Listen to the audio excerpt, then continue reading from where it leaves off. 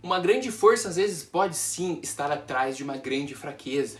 A força também pode ser escondida através do medo, inclusive da covardia. Mas sim, num momento tão importante, pode sim ser superada todas essas barreiras negativas para mostrar que dentro de si existe um grande poder. E é assim que a gente está vendo o Takemichi no arco final de Tokyo Revengers. Fala guerreiros, sejam bem-vindos ao Reino dos Mangás e eu sou o Renan. Nós tivemos um capítulo recente, 245 Tokyo Revengers, onde a gente viu uma força que muitos nem acreditavam que o Takemichi poderia ter. E é disso que a gente vai trabalhar aqui nesse vídeo hoje. Mas não antes de você sentar o dedo nesse like, porque é muito importante. E se você está chegando agora, não tem escolha, chega junto se inscrevendo, ativando as notificações e comente e compartilha, que também são coisas que ajudam pra caramba o nosso trabalho.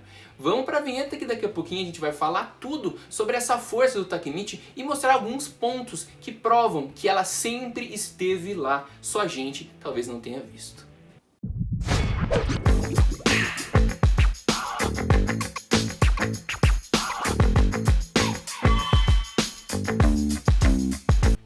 Bom pessoal, começando, a gente precisa relembrar alguns pontos importantes da trajetória do Takemichi.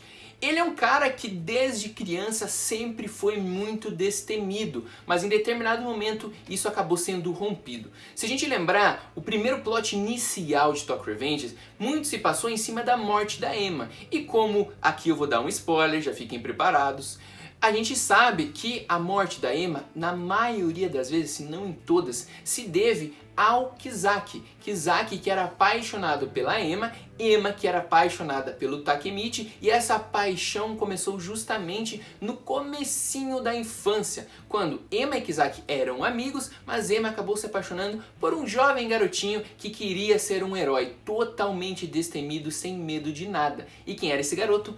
Takemichi. Desde pequeno, muito determinado, mas em algum momento isso foi quebrado dentro dele. Mas essa força, assim como o Draken, assim como o Mike, o Takemichi também tinha desde a infância, porque ele tinha a determinação, que é um fator muito importante, de cair e levantar quantas vezes for preciso e se aperfeiçoando. Quem sabe até esse cair e levantar seja um dos motivos dele ser tão resistente. E quando a gente vê a sua primeira volta no tempo, ele ainda era muito motivado com seus amigos da gangue Mizo. Quando eles entram ali, digamos, no ensino médio, não é nem médio, ali é entre o fundamental e o médio, porque no Japão tem uma diferenciação, né? A gente vê que ele ainda está muito motivado para ser o maior dos delinquentes, ele também não tinha medo.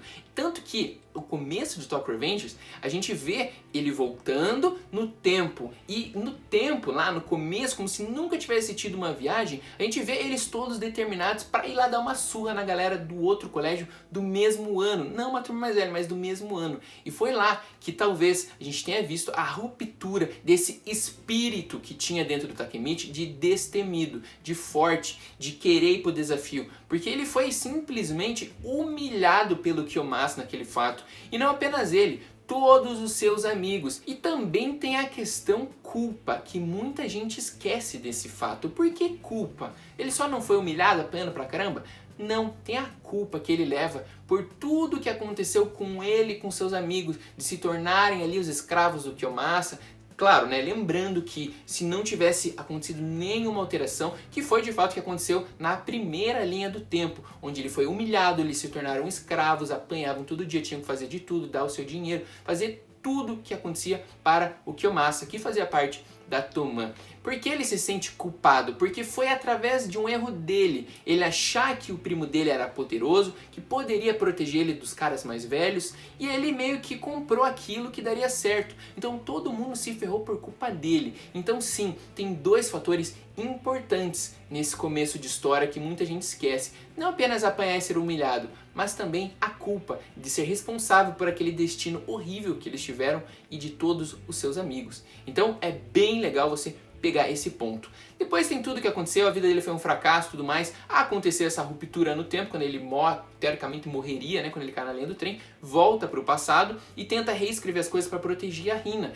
E nisso a gente vai ver um grande conflito, um mangá inteiro, entre um cara que quer mudar as coisas, mas também de um cara que se tornou covarde com tudo que aconteceu na vida dele. Porque a gente precisa lembrar que dos 14 até os 20 e poucos anos, quando ele viu a primeira linha do tempo, ele passou mais da metade praticamente da vida dele sendo um covarde. Então não é porque ele voltou no tempo uma vez que ele ia deixar de ser. Ele teve que encarar muita coisa em todos os arcos, ele ia quebrando desafios, ele ia se superando de leve, mas ele tinha recaídas, ele se sentia mal, se sentia fraco, porque ele via caras poderosos, via que ele não conseguia fazer nada para salvar as pessoas, viu ele fracassando várias e várias tentativas para salvar. Então a gente tinha picos que a gente poderia se apegar nessa força que a gente nunca viu, mas que talvez ele tenha. A gente também sempre martelou um ponto.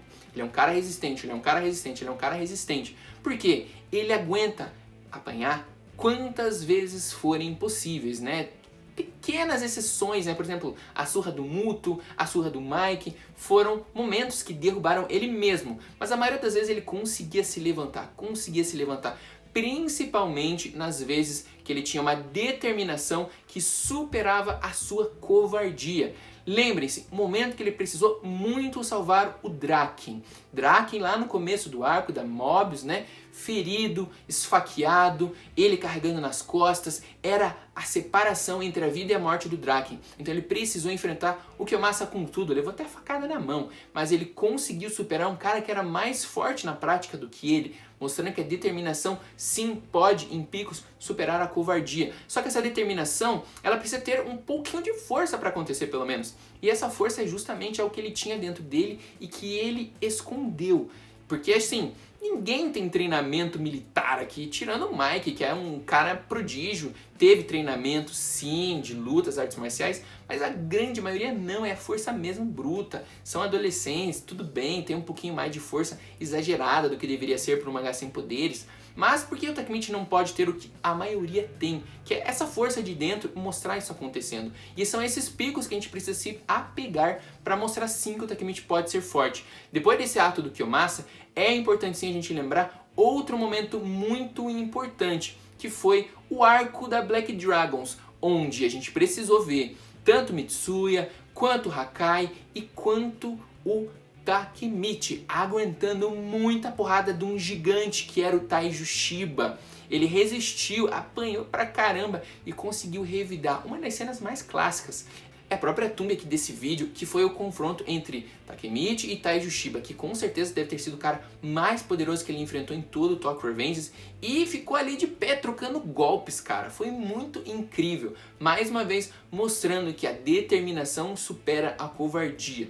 E assim, não podemos deixar também de citar, mesmo que nesse arco ele tenha apanhado bastante, mas a sua resistência fora do normal, que foi quando ele também teve o seu primeiro ato como um líder. Sim, teve outros momentos pequenos, mas esse foi o primordial que marcou, sim, essa força e essa determinação dele, que não é só a resistência, que mostra que tem algo a mais. Foi esse arco da Tenjiku, onde o Mike estava muito abalado pela morte, o Draken estava lá com ele, e ele precisou levar a Toman para o combate com a Tenjiku, e ele estava lá 50 contra 400, e ele tomou a frente, como ele está tomando nesse arco final. Ele foi lá, resistiu, apanhou pra caramba, ficou totalmente quase desfigurado, mas não desistiu. Depois ele dá uma surra no Kizaki, mesmo ferido. Então o Takemichi tem uma força que só nunca foi explorada por causa de um ponto, a covardia dele, que acabou encolhendo tudo dentro dele. A gente não tem aqui o poder da escuridão do Mike, nós temos o poder aqui da covardia do Takemichi, que acabou escondendo todo o potencial que ele podia ter atrás justamente dessa covardia. E agora a gente está vendo essa determinação que ele viu, por exemplo, o Teranossouf morrendo, ele viu o Mike quase matando ele, viu seus amigos ali praticamente mortos, acabados, teve a perca do Draken, que é algo também muito relevante pra gente considerar. E nesse arco final ele quer resgatar o Mike, porque já perdeu muita gente, precisa disso. Sabe que o Mike tá muito mal, tá muito perdido, ele precisa sim tomar essa frente. Juntou todos os seus amigos dessa vez, novamente mais uma prova de determinação, né? E agora, como líder, ele tá lá à frente, não tá escondido atrás da galera não, esperando só ver se todo mundo consegue derrotar para vai, será que ele consegue derrotar o Mike com o poder do discurso? Não, ele tá tomando a frente, indo pra cima, pra porrada mesmo. E a gente viu nessa ação, onde ele vai pra cima do Kakusho, Kakusho acerta ele mostra assim que a sua resistência tá em dia, mas não fica só na resistência para tentar vencer no cansaço, como a gente viu em outros momentos. Ele vai pra cima e mostra toda a sua força interior que estava lá escondida atrás dessa covardia. indo pra cima, mostrando, dando um golpe certeiro, fazendo o Kakusho voar longe. Kakusho que é um cara muito importante, inclusive tá aqui no top dos mais rápidos, eu vou deixar aqui no card caso você não tenha visto os caras mais velozes do Tokyo Revengers. E a gente vê que o Takemichi mandou ele pelos ares, mostrando também muita força. Então, tudo que eu comentei, determinação, resistência, e a gente vai ver mais detalhes ainda, conforme esses capítulos vão andando nessa guerra final, mostrando que o Takemichi não tá pra brincadeira. Ele é o líder, sim, da segunda geração da Toman, e ele tem esse objetivo cravado de recuperar o Mike, pelo menos salvá-lo, e a gente vai acompanhar isso sem ficar chorando que é protagonismo, poder do cu, não sei da onde. Não, vai pra cima e mostra. Eu tentei aqui elencar justamente esses vários pontos que mostram essa força do Takemichi que sempre existiu. Claro, não é o cara mais poderoso do Tokyo Revengers, não vai nivelar o poder do Mike, que aí sim eu vou concordar que tá forçando a barra. Mas sim, ele pode mostrar muito mais do que ele já mostrou, principalmente se a gente se apegar a esses detalhes que sempre estavam lá. E o Akui não é bobo nem nada, né? Ele tá sim ligando vários pontos nesse arco final de tudo o que aconteceu. Inclusive eu não duvido nada que o Taiji Shiba mesmo não possa surgir nesse arco. Enfim, galera, espero que vocês tenham compreendido um pouco mais essa força do Takemichi. Se vocês discordarem, não tem problema, tragam aqui nos comentários justamente pra gente discutir um pouco mais sobre isso. Deixa o like antes de ir embora que a gente vai ficando por aqui. Até a próxima, valeu!